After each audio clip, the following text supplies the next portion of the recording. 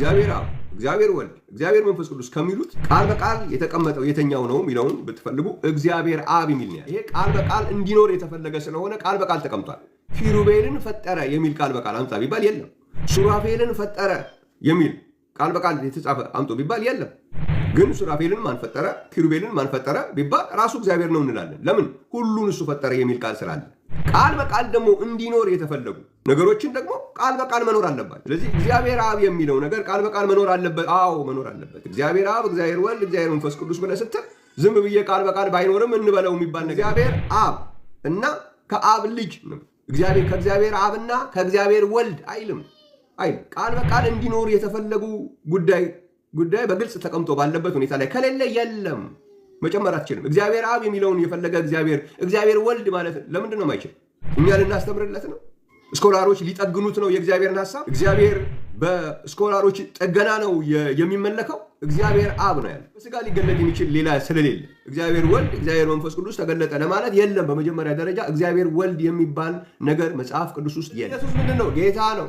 ኢየሱስ ምንድን ነው? ጌታ ነው። እዛ ጋር ነው የሚቆመው። ለምን? ሁሉን የሚገዛ ጌታ የሚለው ጋር ካደረስ ሁለተኛ ቆሮንቶስ ምዕራፍ 6 ቁጥር 17 እና 18 ከመጽሐፍ ቅዱስ እስካልተሰረዘ ድረስ ሁሉን የሚገዛ ጌታ ምንድን ነው ተብሎ አብ ነው።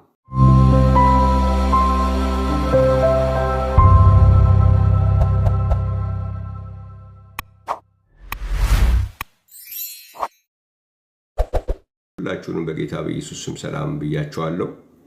እግዚአብሔር የተመሰገነ ይሁን። አንድ ትልቅ ርዕስ ዛሬ አነሳለሁ። እግዚአብሔር ይመስገን። አንደኛ ጢሞቴዎስ ምዕራፍ 1 ቁጥር 12 ላይ ነው ማነበው። አንደኛ ጢሞቴዎስ ምዕራፍ 1 ቁጥር 12 እንደዚህ ይላል፣ ለአገልግሎቱ ሾሞኝ ታማኝ አድርጎ ስለቆጠረኝ ኃይል የሰጠኝን ክርስቶስ ኢየሱስን ጌታችንን አመሰግናለሁ ይላል። ለአገልግሎቱ ሾሞኝ ታማኝ አድርጎ ስለቆጠረኝ ኃይል የሰጠኝን ክርስቶስ ኢየሱስን ጌታችንን አመሰግናለሁ ይላል። እግዚአብሔር ይመስገን። ከርዕሱ ላይ እንደምታዩት ከዚሁ ጥቅስ ላይ የተወሰደ ነው። ለአገልግሎት የተሾሙ እነማን ናቸው በሚል ነው ትንሽ የምናገረው። ለምንድን ነው ይሄን የምናገረው? ያው ዘመኑ የሚዲያ ዘመን ስለሆነ ሁሉም ያው የራሱን ነገር የመናገር መብት አለው እና ይናገራል። ነፍስ የሚባል ነገር ደግሞ መዳን ያለባት ዝም ብሎ በሚመጡ ከዛም ከዚህም ዝም ብሎ ያለ ማስረጃ ያለ እግዚአብሔር ቃል መሰረት በሚነገሩ ነገር ተዋከባ ይህንን ዓለም ማለፍ የሌለባት ነፍስ ደግሞ አለች እና ሐዋርያው ጳውሎስ ስለሱ አገልግሎት ሲናገር እኔ ዝም ብዬ አገልጋይ ነኝ ብዬ መጣሁ አይደለሁም፣ ለአገልግሎቱ ሾሞኛል፣ ይህን ለአገልግሎቱ የሾመኝን ጌታዬን ኢየሱስ ክርስቶስን አመሰግናለሁ ይላል። ይሄ ለአገልግሎት የተሾመ እንደሆነ የተነገረለት ሐዋርያ ጳውሎስ ከሚያስተምረው ትምህርቶች መካከል አንዱን ለዛሬ እናያለን። በተለይ በዚህ ለጢሞቴዎስ በጻፈው መልእክት ላይ ሌሎቹን እንግዲህ ባለፉት ጊዜያቶችም እያየን ነበር። ሐዋርያው ጳውሎስ ስለ ሐዋርያ ጳውሎስ ስናወራ ወይም እሱ ስላስቀመጠው መልእክት ስናነሳ በጌታ በኢየሱስ ክርስቶስ ስለተሾመ አገልጋይ ነው የምናወራው። ሌላ ቦታ ሄደን እሱን ላናገኝ እንችላለን። ሌላ ቦታ ሄደን በጌታ በኢየሱስ ክርስቶስ የተሾሙ አገልጋዮች ብቻ የሚያስተምሩት እንጂ በጌታ በኢየሱስ ክርስቶስ ያልተሾሙ አገልጋዮች ይህንን ነገር ሊያሳዩን አይችሉም። ባያሳዩንም ሊደንቀን አይገባም። ሐዋርያው ጳውሎስ ግን ለአገልግሎቱ ሾሞኛል ይላል። ከዛ መካከል ሐዋርያው ጳውሎስ ለአገልግሎቱ እንደተሾመ በዚህም ምክንያት ደግሞ ምስጋና ይገባዋል ኢየሱስ ክርስቶስ ብሎ የሚናገረው ሐዋርያው ጳውሎስ በዘመናችን እንደ ትልቅ ጥያቄ ተደርጎ በየቦታው የሚወራውን ነገር በአዋጅ መልክ በትልቅ ስልጣን የተናገረ ሰው ነው። እሱን ነው ዛሬ ላነሳ የምፈልገው። በስጋ የተገለጠው ማን ነው በሚለው ጉዳይ ላይ የሃይማኖት ቤቱ የተለያየ አይነት ነገር ይናገራል። እዛም ብዙ ነገር ሊነገር ይችላል። ዛሬ ግን ይሄ ለአገልግሎቱ የተሾመው ሰው ለአገልግሎት የተሾመ በራሱ በኢየሱስ ክርስቶስ ለአገልግሎት ተሾሜያለሁ ብሎ የሚል ሰው በስጋ የተገለጠው ማን ነው ብሎ ነው የሚያምን።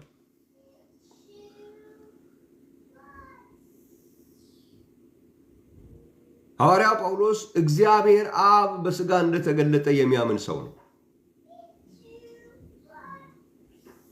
ይህንን በእግዚአብሔር ቃል ማስረጃ እያየን እንሄዳለን። በአንደኛ ጢሞቴዎስ ምዕራፍ 3 ላይ ከቁጥር 14 ጀምሮ እስከ 16 ያለውን አነባለሁ።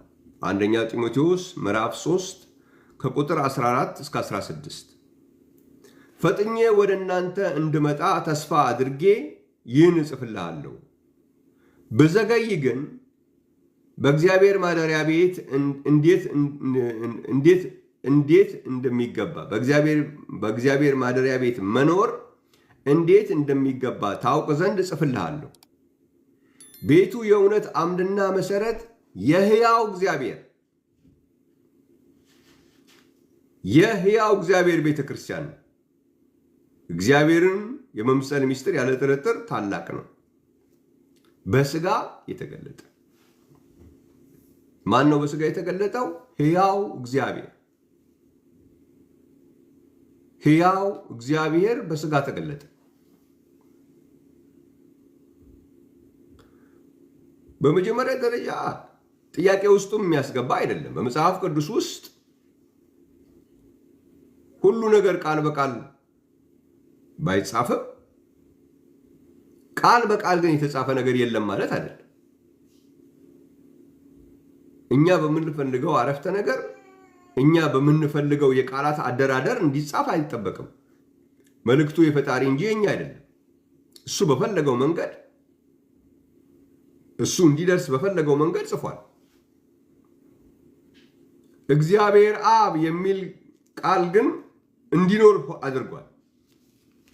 ለምሳሌ ገላትያ መጽሐፍ ምዕራፍ 1 ላይ ስትሄዱ ገላትያ መጽሐፍ ምዕራፍ 1 ላይ ይሄ ቃል በቃል መኖር ያለበት ነው ብሎ ወስኗል ማለት ነው። እግዚአብሔር አብ የሚለውን ሰው አይደለም አስተካክሎ ያስቀመጠልን፣ እሱ ወስኗል። ስለዚህ ቃል በቃል እንዲጻፍ የተወሰኑ ነገሮች ቃል በቃል መኖር አለባቸው። ቃል በቃል እንዲጻፍ ያልሆኑ በአውድ ወይ ደግሞ በአጠቃላይ የመጽሐፍ ቅዱስ ሐሳብ እንድንረዳው የተፈለጉ ነገሮች ደግሞ እንደዛው ይሆናል። ገላትያ መጽሐፍ ምዕራፍ 1 ላይ ቃል በቃል እንዲጻፍ ከተፈለገው የሐሳብ አንዱ ይሄ እግዚአብሔር አብ፣ እግዚአብሔር ወልድ፣ እግዚአብሔር መንፈስ ቅዱስ ከሚሉት መጽሐፍ ቅዱስ እንዲኖር የፈቀደው ቃል በቃል የተቀመጠው የተኛው ነው የሚለውን ብትፈልጉ እግዚአብሔር አብ የሚል ነው ያለው። ይህንን አንዳንድ በአውዳቸው ወይም በአጠቃላይ የመጽሐፍ ቅዱስ ሐሳብ ከምናገኛቸው ሐሳቦች ጋር ማቀላቀል አንችልም። ይሄ ቃል በቃል እንዲኖር የተፈለገ ስለሆነ ቃል በቃል ተቀምጧል። ለምሳሌ አንዳንድ ነገሮችን አንስታችሁ በመጽሐፍ ቅዱስ ውስጥ የሆነ እናንተ የምትፈልጉትን ነገር አንድ የሆነ አንስታችሁ እግዚአብሔር ሁሉን ፈጠረ መጽሐፍ ቅዱስ ስለሚል ሁሉን ፈጠረ ብለን እንቀበላለን። ነገር ግን አንድ ነገር ወሰናችሁ ይሄን ነገር ፈጠረ የሚል መጽሐፍ ቅዱስ ውስጥ ቃል በቃል እናገኝ ብትሉ ላታገኙ ትችላላችሁ። ምሳሌ እግዚአብሔር በሰማይ በምድር ያሉትንም ሁሉ እግዚአብሔር እንደፈጠረ እናውቃለን። ግን ኪሩቤልን ፈጠረ የሚል ቃል በቃል አምጣ ቢባል የለም፣ አልተጻፈም። ሱራፌልን ፈጠረ የሚል ቃል በቃል የተጻፈ አምጡ ቢባል የለም። ግን ሱራፌልን ማን ፈጠረ፣ ኪሩቤልን ማን ፈጠረ ቢባል ራሱ እግዚአብሔር ነው እንላለን። ለምን? ሁሉን እሱ ፈጠረ የሚል ቃል ስላለ። ቃል በቃል ደግሞ እንዲኖር የተፈለጉ ነገሮችን ደግሞ ቃል በቃል መኖር አለባቸው። ስለዚህ እግዚአብሔር አብ የሚለው ነገር ቃል በቃል መኖር አለበት። አዎ መኖር አለበት። እግዚአብሔር አብ፣ እግዚአብሔር ወልድ፣ እግዚአብሔር መንፈስ ቅዱስ ብለህ ስትል ዝም ብዬ ቃል በቃል ባይኖርም እንበለው የሚባል ነገር የለም። እንዲኖር የተፈለገ ነገር አለ። ገላትያ ምዕራፍ 1 ቁጥር 1 ላይ በኢየሱስ ክርስቶስ ከሙታንም ባስነሳው በእግዚአብሔር አብ ይላል ተጽፏል። እግዚአብሔር አብ የሚለው ተጽፏል። ስለዚህ ሌሎቹም ቢኖር ኖሮ እንደዚህ መጻፍ አለባቸው። ይሄ ቃል በቃል እንዲቀመጥ የተፈለገ ሐሳብ ነው። ዝም ብለህ በአውድ ወይም በጽንሰ ሐሳብ እያልክ የምትሄደው ጉዳይ ሊሆን አይችልም። ይሄ ለምን? ቃል በቃል እንዲኖር ተፈቅዷል፣ ፈልጎታል። ሁለተኛ ዮሐንስ ምዕራፍ 1 ላይ አንድ ምዕራፍ ነው ያለችው። ሄዳችሁ ስትመለከቱ ብዙ ነው ያለው። ወደ 13 ጊዜ ነው እግዚአብሔር አብ የሚለው ቃል መጽሐፍ ቅዱስ ውስጥ የምታገኙት። 13 ጊዜ ታገኛላችሁ በመጽሐፍ ቅዱስ ውስጥ እግዚአብሔር አብ የሚል። ሁለቱን ለምሳሌ ያክል ሁለቱን ለመጥቀስ ነው። ሁለተኛ ዮሐንስ ምዕራፍ 1 ምዕራፍ ናት ቁጥር 3 ላይ ከእግዚአብሔር አብ እና ከአብ ልጅ ከኢየሱስ ክርስቶስ ጸጋና ምሕረት ሰላምም በእውነትና በፍቅር ከኛ ጋር ይሆናሉ ይላል። ከእግዚአብሔር አብ እና ከአብ ልጅ ነው። ከእግዚአብሔር አብና ከእግዚአብሔር ወልድ አይልም። ቃል በቃል እንዲኖር የተፈለጉ ጉዳይ በግልጽ ተቀምጦ ባለበት ሁኔታ ላይ ከሌለ የለም፣ መጨመር አትችልም። እግዚአብሔር አብ የሚለውን የፈለገ እግዚአብሔር ወልድ ማለት ለምንድን ነው የማይችል? እኛ ልናስተምርለት ነው? ስኮላሮች ሊጠግኑት ነው የእግዚአብሔርን ሐሳብ? እግዚአብሔር በስኮላሮች ጥገና ነው የሚመለከው? ስለዚህ የለም፣ እግዚአብሔር አብ ነው ያለ። አንደኛ በስጋ ተገለጠ በምንልበት ጊዜ በስጋ ሊገለጥ የሚችል ሌላ ስለሌለ እግዚአብሔር ወልድ እግዚአብሔር መንፈስ ቅዱስ ተገለጠ ለማለት የለም። በመጀመሪያ ደረጃ እግዚአብሔር ወልድ የሚባል ነገር መጽሐፍ ቅዱስ ውስጥ የለም። የእግዚአብሔር ልጅ ነው ያለ እንጂ እግዚአብሔር ወልድ የሚባል የለም። ይህን ጥያቄ መጠየቅ ትችላላችሁ። ልክ እግዚአብሔር አብ የሚል አለ ብላችሁ ስጠይቁ እዚህ ላይ እሺ እግዚአብሔር ወልድ የሚል አለ ብላችሁ እስኪ ጠይቁ። ለምሳሌ እዛ ጋር ለምሳሌ አይደለም። እግዚአብሔር አብ የሚባለውን እኮ ለምሳሌ በሚል አይደለም እኮ ያሳየን። እግዚአብሔር አብ የሚባለው ነገር ቃል በቃል እንዲኖር ከተፈቀዱና ከተፈለጉ የመጽሐፍ ቅዱስ ሐሳቦች አንዱ ስለሆነ ተቀምጧል። እግዚአብሔር አብ ተብሎ ተቀምጧል። እግዚአብሔር ወልድ የሚል ግን የለም፣ አልተጻፈም። የእግዚአብሔር መንፈስ ነው እንጂ ያለው እግዚአብሔር መንፈስ ቅዱስ የሚባል የለም፣ አልተጻፈም። ስለሌለ እኩል ስልጣን ያላቸው እኩል ምናምንትስ ያላቸው እኩል እንደዚህ ያላቸው ሳይበላለጡ ሳይተናነሱ የሚባልላቸው ነገር እግዚአብሔር አብ የሚባለው እግዚአብሔር አብ ተብሎ ተቀምጦ እንዴት ነው የሌሎቹስ እግዚአብሔር ወልድ መባል የሚችሉ ከሆነ ለምንድን ነው ያልተቀመጠላቸው? ለምንድን ነው ያልተፈለገው? መጽሐፍ ቅዱስ ካልፈለገው እኛም አንፈልገውም። መጽሐፍ ቅዱስ የፈለገው እግዚአብሔር አብ ማለት ከሆነ እኛም እግዚአብሔር አብ የሚለውን እንላለን። ይህንን ብሎ ማለት እነ መጽሐፍ ቅዱሱ እግዚአብሔር አብ ነው የሚሉት እነኚህ ሐሰተኞች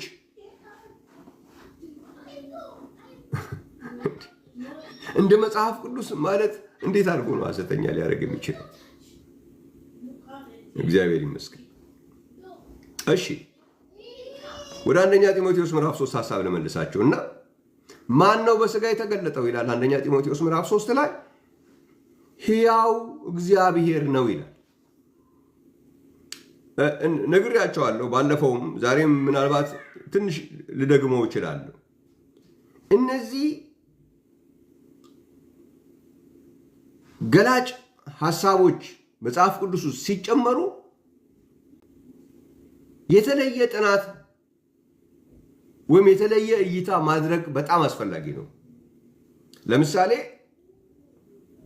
ጌታ በሚለው ፋንታ ሁሉን የሚገዛ ጌታ ብሎ ሲያመጣው ምንድን ነው እዚህ ጋር ያለው ብሎ መጠየቅ አለብን። ጌታ ጌታ ሲል ቀይቶ ሁሉን የሚገዛ ጌታ ካለ ምንድን ነው እዚህ ጋር ያለው? ይሄ ገላጭ ሐሳብ ለምን አስፈለገ? እግዚአብሔር ይመስገን። አምላክ የሚለው ላይ ከሁሉ በላይ የሆነ አምላክ ሲል ይሄ ከሁሉ በላይ የሚለው ገላጭ ለምን አስፈለገ? አምላክ በሚለው ላይ ታላቅ አምላክ የሚል ሲገባ ምንድን ነው እዛ ጋር የሚናገር ያለው? ምንድን ነው የተፈለገው? እነዛ ገላጭ ሐሳቦች የገቡበት ምክንያት ምንድን ነው? በእግዚአብሔር ቃል ውስጥ በአጋጣሚ በድንገት የሚገባ ነገር የለም። ትኩረት ሰጥተን እዛ ቦታ ላይ ያለውን ማየት የኛ ፋንታ ነው። ስለዚህ እዚህ ቦታ ላይ እግዚአብሔር በሥጋ ተገለጠ ብሎ መተው ይችላል። ግን እዚህ ላይ ቦታ ላይ ምን አስቀመጠ? ሕያው እግዚአብሔር የሚል ነገር አመጣ። ማን ነው በሥጋ የተገለጠው? ሕያው እግዚአብሔር ነው በሥጋ የተገለጠው። ለምን ሕያው እግዚአብሔር በሥጋ ተገለጠ መጣ? አያችሁ፣ ትላንትና ላይ ሆኖ ነገን ማየት የሚችል አምላክ፣ ዘላለም ላይ ቆሞ ዘላለምን ማየት የሚችል አምላክ ዛሬ የኛን ዘመንም ያየው ነበር። በሥጋ የተገለጠው ማን ነው የሚለውን ያንን ለማዘበራረቅ የሚደረግ ሙከራ እንደሚኖር የሚያውቅ አምላክ ነው። ዝም ብሎ እግዚአብሔር በሥጋ ተገለጠን ብቻ ሳይሆን ሕያው እግዚአብሔር በሥጋ ተገለጠ የሚለውን አስቀመጠው ማለት ነው። እግዚአብሔር የተመሰገነ ይሁን። ቤቱ የእውነት አምድና መሰረት ነው። የሕያው እግዚአብሔር አያችሁ፣ የሕያው እግዚአብሔር ቤተክርስቲያን ካለ በኋላ ነው በእግዚአብሔርን መምሰል ምስጢር ታላቅ ነው በሥጋ የተገለጠ። ማን ነው በሥጋ የተገለጠው? ሕያው እግዚአብሔር። ለምን ሕያው እግዚአብሔር? ሕያው የሚለው ነገር ለምን አስፈለገ? አብ በሥጋ የተገለጠው አብ መሆኑን እንዲታወቅ ስለፈለገ ምንም ማያሻማ። በተለይ ይሄ እንደኛ አይነት ዘመን እግዚአብሔር የሚለውን ነገር የሆነ ባህሪ ስለሆነ ያም አንደኛው አካልም ሁለተኛው አካልም እግዚአብሔር ይባላል ምናምን የሚባል እንደዛ አይነት ዘመን እንደሚመጣም ስለሚታወቅ እዚህ ጋር ሕያው እግዚአብሔር የሚባለው ነው ብሎ ኳሊፋይ አደረገው። ሌላ የአጀክቲቭ አመጣለት ከፊቱ ላይ ሕያው የሚባለው ሕያው እግዚአብሔር የሚባል መጣ። ሕያው እግዚአብሔር መባሉ እንዴት አብን ያመለክታል ካላችሁኝ ማቴዎስ ወንጌል ምዕራፍ 16 ላይ እንሂድ። ይሄ በጣም ብዙ ኢየሱስ ክርስቶስ የእግዚአብሔር ልጅ ብቻ የሚመስላቸው ሰዎች የሚጠቅሱት ክፍል ነው። ነገር ግን ያ ክፍል የሚናገረው በሥጋ የተገለጠው ራሱ እግዚአብሔር አብ መሆኑን ለማስረዳት የተቀመጠ ሐሳብ ነው። ማቴዎስ ወንጌል ምዕራፍ 16 እንደዚህ ይላል።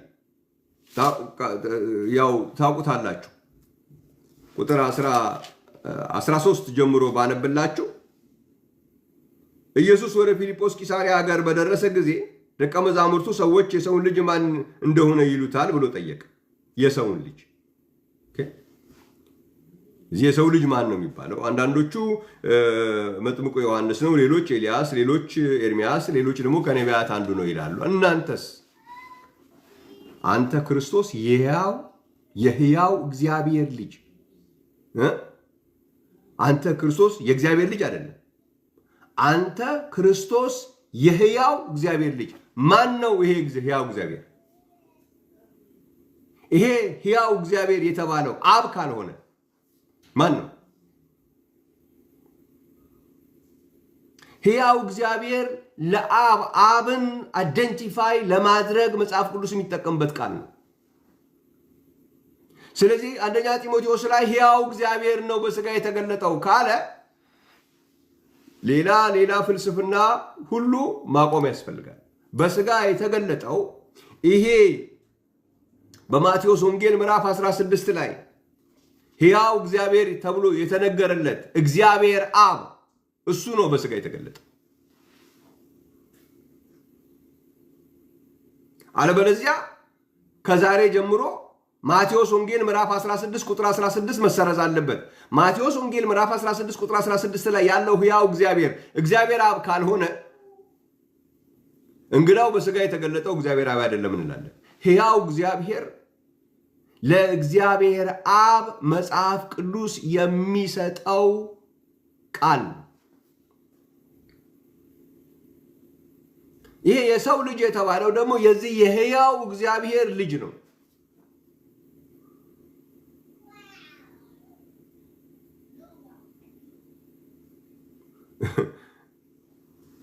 በስጋ የተገለጠው አንደኛ ጢሞቴዎስ ላይ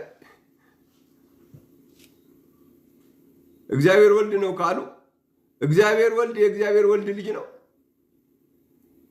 ምክንያቱም ይሄ እዚህ አሁን ምን ይላል? ሕያው እግዚአብሔር እዚህ ጋር የሚለው እግዚአብሔር ወልድን ነው ካሉ እሱ ደግሞ የሕያው እግዚአብሔር ልጅ ነው ከተባለ እግዚአብሔር ወልድ የእግዚአብሔር ወልድ ልጅ ነው አይደለም። ሕያው እግዚአብሔር አብ ነው።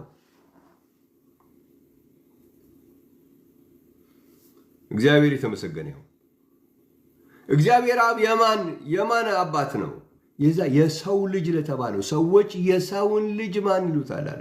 ለዛ ለሰው ለተባለው ለዛ ሕያው እግዚአብሔር አባቱ ነው። ያ የሰው ልጅ የሕያው እግዚአብሔር ልጅ ነው። የሰው ልጅ የሕያው እግዚአብሔር ልጅ ነው። የሰው ልጅ ሰዎች የሰውን ልጅ ማን ይሉታል ነው ያለው። ስለዚህ የሰው ልጅ የተባለው የሕያው እግዚአብሔር ልጅ ነው። ወልድ የእግዚአብሔር አብ ልጅ ነው። ስለዚህ በስጋ የተገለጠው ማን ነው? የሰው ልጅ አይደለም። በስጋ የተገለጠው ሕያው እግዚአብሔር ነው በስጋ የተገለጠው። የሰው ልጅስ ምን ይባላል? የሕያው እግዚአብሔር ልጅ ይባላል። በስጋ የተገለጠውስ ማን ነው? ሕያው እግዚአብሔር ነው። ሕያው እግዚአብሔር ማን ነው? እግዚአብሔር አብ ነው። እግዚአብሔር የተመሰገነ ይሁን። ይሄንን የሚገባውና ይሄንን የተናገረው ማን ነው? ለአገልግሎቱ ራሱ ኢየሱስ ክርስቶስ የሾመው ነው። ለአገልግሎቱ ሾሞኝ ታማኝ አድርጎ ስለቀጠረኝ ክርስቶስ ኢየሱስ ጌታችንን አመሰግናለሁ። አያችሁ፣ በኢየሱስ ክርስቶስ የተሾመ አገልግሎት ሲኖርህ በስጋ የተገለጠው እግዚአብሔር አብ መሆኑ ይገባሃል ማለት ነው።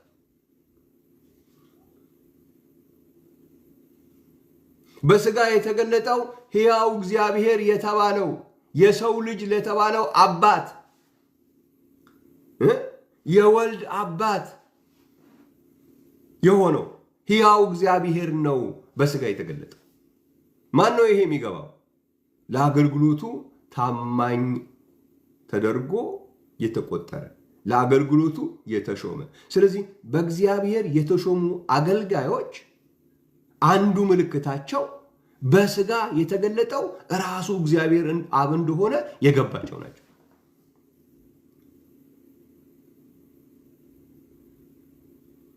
እግዚአብሔር ወልድ፣ እግዚአብሔር መንፈስ ቅዱስ የሚባል ተቀጽላ የሌላቸው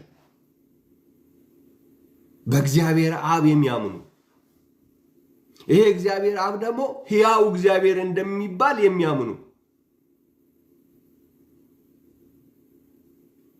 የሰው ልጅ የተባለው ክርስቶስ ደግሞ የሕያው እግዚአብሔር ልጅ እንደሆነ የሚያምኑ ይሄ ሕያው እግዚአብሔር የተባለው እግዚአብሔር አብ ደግሞ በስጋ የተገለጠው ሕያው እግዚአብሔር ነው ብለው የሚያምኑ ናቸው ለአገልግሎት የተሾሙት። ስለዚህ በዚህ ግር የሚላችሁ ወገኖች ካላችሁ የትኛው ነው ትክክለኛው? ሚዲያው በጣም ብዙ ነው። እዚህ ጋም እንዲህ ይወራል፣ እዚህ ጋር ይወራል። በስጋ የተገለጠው ማን እንደሆነ እኮ ግራ ገባል። በስጋ የተገለጠውማ እግዚአብሔር አብ ነው። ሕያው እግዚአብሔር ተብሎ የሚነገር ብቸኛ በመጽሐፍ ቅዱስ ውስጥ ሕያው እግዚአብሔር ተብሎ የተነገረለት እግዚአብሔር አብ ነው። እግዚአብሔር የተመሰገነ ይሁን። አይ አይደለም ሕያው እግዚአብሔርን ሌላ እናድርገው ከተባለ ማቴዎስ ወንጌል መጽሐፍ ምዕራፍ 16 ላይ የሕያው እግዚአብሔር ልጅ የተባለ ያ ሕያው እግዚአብሔር አብ አይደለም ከተባለ እንግዳው የወልድ አባት ሌላ ሊሆን ነው ማለት ነው። የእግዚአብሔር ልጅ አባት ሌላ ነው ማለት ነው። የእግዚአብሔር ልጅ አባት ሌላ አይደለም፣ እግዚአብሔር አብ ነው። ሕያው እግዚአብሔር የሚባለው ነው የወልድ አባት። እሱ ሕያው እግዚአብሔር ነው በስጋ የተገለጠ። ስለዚህ ነው ሐዋርያው ጳውሎስ አምጥቶ ሕያው እግዚአብሔር የሚባለው ነገር በስጋ ተገለጠ ከሚለው ሐሳብ ጋር እንዲገናኝ ያደረገው በስጋ የተገለጠው ሕያው እግዚአብሔር መሆኑ እንዲገባን ስለተፈለገ ነው። እግዚአብሔር የተመሰገነ ይሁን። ስለዚህ እነኚህ አብረው የሚያያዙ ነገሮች ለገላጭ ቃል ሆነው የሚመጡ ነገሮች ጉዳይ አላቸው። ሕያው እግዚአብሔር ለምን አለ ብላችሁ አንደኛ ጢሞቴዎስ ላይ በስጋ የተገለጠው ሕያው እግዚአብሔር የመሆኑን ነገር ይዛችሁ ማቴዎስ ላይ ስትሄዱ እግዚአብሔር አብ መሆኑ ይገባችኋል። እግዚአብሔር አብ ነው ለካ በስጋ የተገለጠው። ከእግዚአብሔር አብ ውጭ ሕያው እግዚአብሔር የሚባል መጽሐፍ ቅዱስ ላይ የተገለጸ የለም። ከወልድ የወልድ አባት ነው ሕያው እግዚአብሔር የሚለው ስም የተሰጠ። እግዚአብሔር የተመሰገነ። ስለዚህ እግዚአብሔር አብ በስጋ ተገለጠ። የተገለጠው እግዚአብሔር አብ ነው የምንለው በምክንያት ነው፣ በማስረጃ ነው። እነኚህ የሚገናኙ ነገሮች ያልኳችሁ ለምሳሌ ደግመዋለሁ ብያቸው ነበረ። ለምሳሌ ራእይ መጽሐፍ ላይ ኢየሱስ ክርስቶስ ስለ ራሱ በተናገረበት ቦታ ላይ ምንድን ነው ብሏል ያልነው? ራእይ መጽሐፍ ምዕራፍ 1 ላይ ቁጥር 8 ምንድን ነው የሚለው? ያለውና የነበረው የሚመጣውም ጌታ አልፋና ኦሜጋ እኔ ነኝ አይልም። እንደሱ አይደለም ያስቀመጠው። ምን አለ መሰላችሁ? ያለና የነበረው የሚመጣው ሁሉንም የሚገዛ ጌታ፣ ሁሉንም የሚገዛ ጌታ። ሁሉንም የሚገዛ ጌታ ካልክ በኋላ ኢየሱስ አብ አይደለም እያልክ መከራከር አትችልም። ወይም ዝም ብሎ ጌታ እያልክ ብዙ ጊዜ አሁን ለኢየሱስ የሚነገረውን ነገር ስትሰሙ ኢየሱስ ምንድን ነው? ጌታ ነው። ኢየሱስ ምንድን ነው? ለምንድን ነው ዛሬ የሚቆመው? ኢየሱስ ምንድን ነው? ጌታ ነው። ኢየሱስ ምንድን ነው? ጌታ ነው። ኢየሱስ ምንድን ነው? ጌታ ነው። ለምን ሁሉን የሚገዛ ጌታ አትለው? ሁሉን የሚገዛ ጌታ ላይ ስታደርሰው ወደ ምን ይቀየራል? ሁለተኛ ቆሮንቶስ ምዕራፍ 6 ላይ ሁለተኛ ቆሮንቶስ ምዕራፍ 6 ላይ ምን ይላል? ሁለተኛ ቆሮንቶስ ምዕራፍ 6 ቁጥር 17 ላይ ምን ይላል? ስለዚህም ጌታ ከመካከላቸው ውጡና የተለያችሁ ሁኑ፣ እርኩስን አትንኩ ይላል። ሁሉን የሚገዛ ጌታ ምን ሊሆን ነው? ሁሉን የሚገዛ ጌታ እኔም እቀበላቸዋለሁ ለእናንተም አባት እሆናለሁ። ሁሉን የሚገዛ ነው ጌታ ነው ካልክ ምን ሊሆን ነው? አባት ሊሆን ነው። ስንት አባት ነው ያለን? አንድ አባት። ስለዚህ ሁሉን የሚገዛ ነው ካልከው ምን ይሆናል? አብ ሊሆን ነው። ስለዚህ ኢየሱስ ምንድን ነው? ጌታ ነው። ኢየሱስ ምንድን ነው? ጌታ ነው። ኢየሱስ ምንድን ነው? ጌታ ነው። እዛ ጋር ነው የሚቆመው። ለምን? ሁሉን የሚገዛ ጌታ የሚለው ጋር ካደረስከው ሁለተኛ ቆሮንቶስ ምዕራፍ 6 ቁጥር 17 እና 18 ከመጽሐፍ ቅዱስ እስካልተሰረዘ ድረስ ሁሉን የሚገዛ ጌታ ምንድን ነው ተብሎ አብ ነው። ስለዚህ እነዚህ የሚቀጠሉ ነገሮች አሁን ሕያው እግዚአብሔር የሚለው ሲመጣ አብን ለማመልከት መሆኑ ግልጸዋል። ሁሉን የሚገዛ ጌታ ዝም ብሎ ጌታ አይደለም። ጌታ ብዙ መጽሐፍ ቅዱስ ውስጥ ታገኛላችሁ። ሁሉን የሚገዛ ጌታ ብሎ ግን ብዙ የለም፣ አንድ ብቻ። ጌታ ጌታ የሚባሉ በአንድም በሌላም መንገድ ጌታ እየተባለ የሚጠራ ልታገኙ ትችላላችሁ። ብዙ አሉ ስለሚ ሁሉን የሚገዛ ጌታ የምትለዋ ነገር ስትመጣ ግን አብ ወደሚለው ይመጣል ማለት ነው። ሮሜ ላይ ለምሳሌ ከሁሉ በላይ ሆኖ የሚለው ሮሜ መጽሐፍ ላይ ሲናገር አሁን እዛ ያለውን አምላክነት ሲናገር የተባረከ አምላክ ነው። እንደሱ አይደለም ያስቀመጠው። አለች ገላጭ ሐሳብ አለች እዛ ጋር የገባች። ለምን ገባች?